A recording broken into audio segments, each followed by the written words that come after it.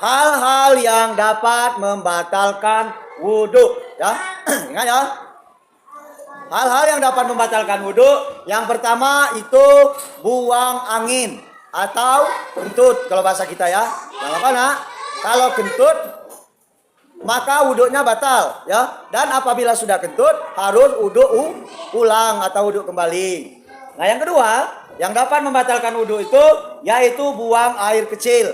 Ya, buang air kecil nak, kencing bahasa kita itu batal wudhu ya. Maka apabila sudah kencing kita harus wudhu kembali. Nah, untuk masalah kencing ini, perhatikan ya laki-laki ya. Kencing itu jangan kita langsung cuci. Karena kenapa? Karena ditakutkan masih ada sisa air kencing pada kemaluan kita itu. Takutnya menetes. Ya. Kalau netes kena pakaian, kena celana gitu, itu kena najis artinya. Kita tidak boleh sembahyang, tidak boleh sholat. Ya. Maka kalau kita kencing itu harus duduk. Ya. Dan usahakan habis kencing diurut dulu. Kemaluan tuh. Yang mana ya? Tahu kemaluan? Burung kamu tuh. Nah harus diurut dulu. Biar apa? Biar air kencingnya benar-benar habis dan tidak ada lagi air yang menetes ataupun kencing yang menetes yang bakal mengenai celana. Ya. Ingat ya, kencing tuh harus benar-benar bersih cara cucinya ya. Harus diurut dulu. Sudah kira-kira habis tetesannya baru dicuci ya. Dan kencing tidak boleh tegak. Ingat ya, kencing tidak boleh tegak ya. Kencing itu harus ada adab. Adabnya itu dengan cara duduk. Nah, itu adab kencing. Tidak boleh kencing, tidak boleh tegak, ya. Hah? Nah, tidak boleh duduk. Nak dimanapun duduk. Ya. Yang ketiga, yang dapat membatalkan wudhu itu yaitu buang air besar. Tahu buang air besar kan?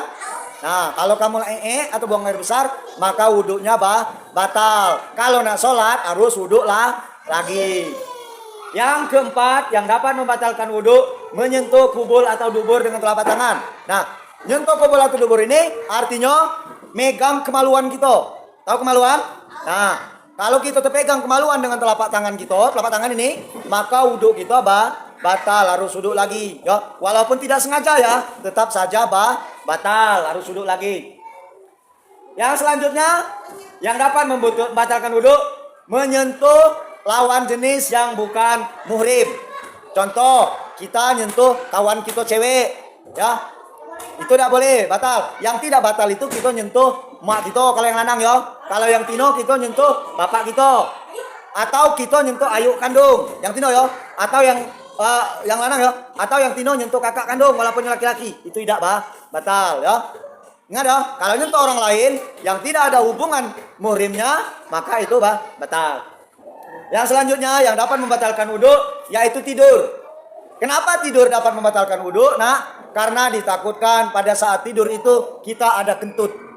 Kalau kentutnya yang tidak bunyi itu kan tidak kedengaran orang kan? Nah, ditakutkan ada kentut yang seperti itu. Maka tidur tidak boleh. Maka tidur dikatakan membatalkan wudhu. Kalau kamu lah tidur, maka harus wudhu kembali. Kalau mau mengerjakan sholat.